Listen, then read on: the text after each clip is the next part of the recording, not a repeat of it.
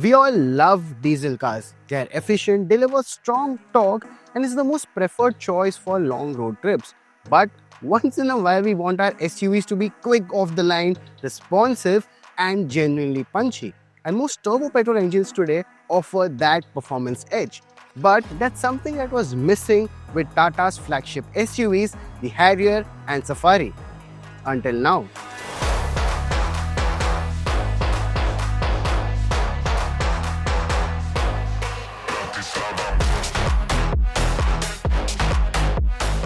Because before the year wraps up, Tata has introduced petrol powertrains for both these SUVs.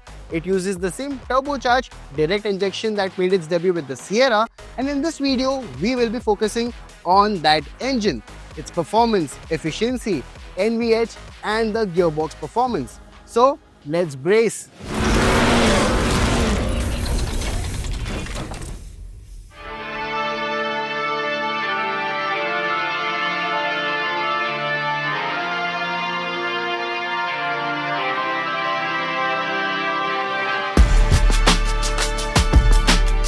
Now let's start with the numbers. Both these SUVs are powered by a 1.5 litre TGDi petrol engine, and these are tuned to produce 168 bhp and 280 Newton meters of peak torque. Now while the engine is still the same, it's a different tune because the Sierra produces 158 bhp and 255 Newton meters of peak torque. As for the gearbox, while the Sierra gets only a 6-speed torque converter automatic, these get the same automatic as well as an option for a 6-speed manual gearbox.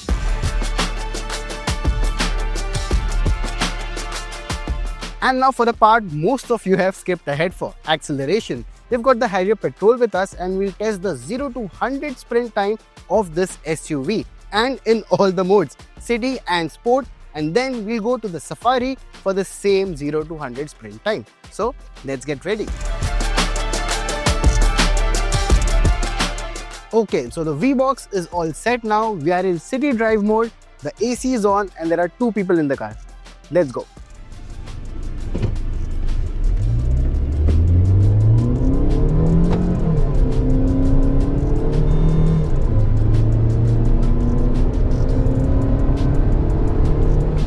And that's 100.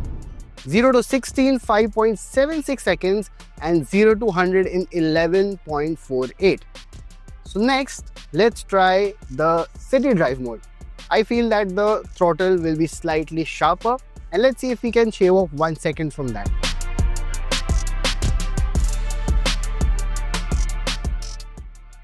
Okay, so we are in sport mode now, and there's a clear flat stretch. Let's go.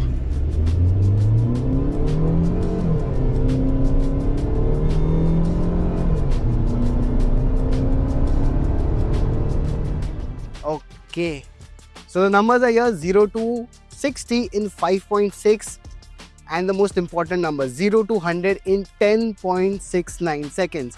That's almost, in fact, more than 1 second quicker than in the city mode. So yeah, that's the performance of the Harrier Petrol for you. And now we'll hop in the Safari Petrol to do the same test.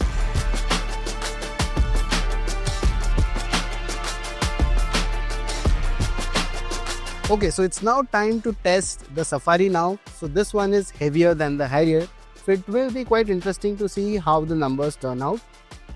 Same drill, city driving mode, 2 people on board, and we've kept the AC on. Let's line up the car.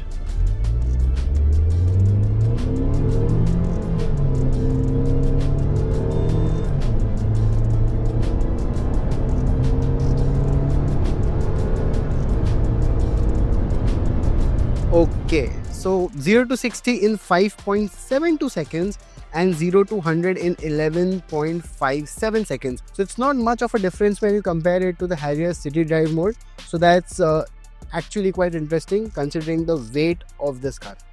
Now what we'll do is switch to sport mode and see if we can actually have the 0 to 100 in maybe under 11 or maybe under 10 seconds. Let's check.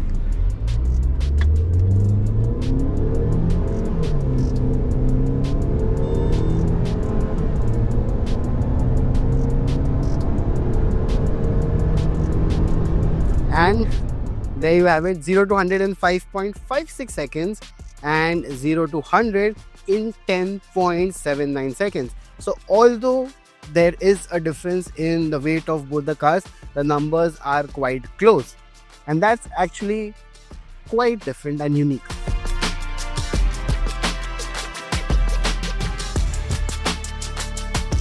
With the numbers out of the way, it is time to talk about drivability. Those who have driven the new Sierra Petrol would immediately relate to how this TGDi engine behaves. It feels responsive in the mid-range and the turbo spools up smoothly.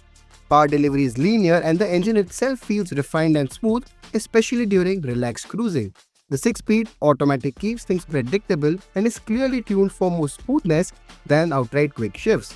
Gear changes are seamless, but being a torque converter, it is not the quickest unit in the business.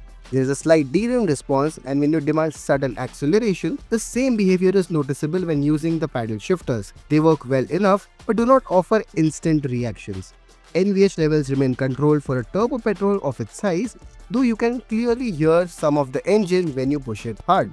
Tata says that this engine is not just E20 ready but engineered for higher ethanol blends, and it is also BS7 compliant, which makes it fairly future-proof. Ride quality, which has always been a strong point of both SUVs, continue to impress. The suspension handles bad roads quite confidently, and even broken surfaces, there is minimal movement inside the cabin.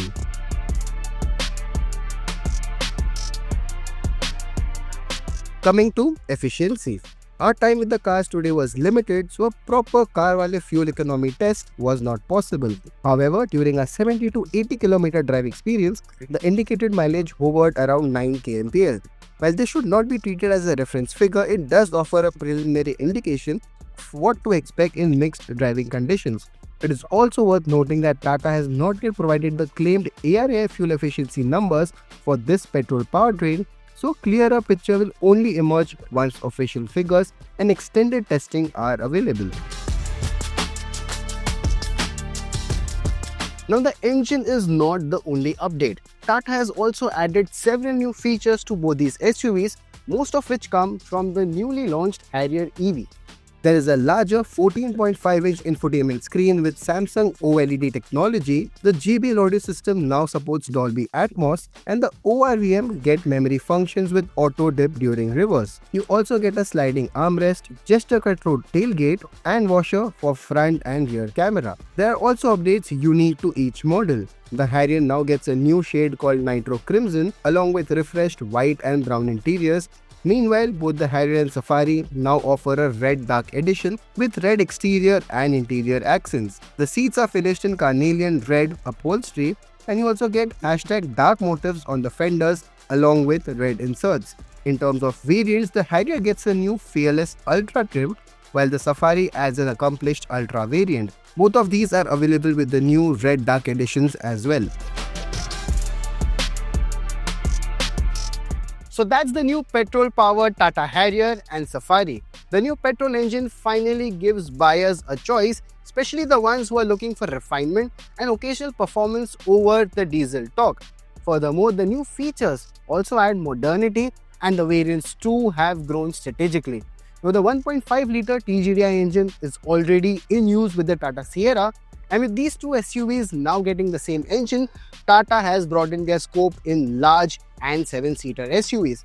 With this engine, it now competes against the Hyundai Alcazar, the upcoming MG Hector facelift, and the Mahindra XUV 700, which will soon be called the XUV 7XO.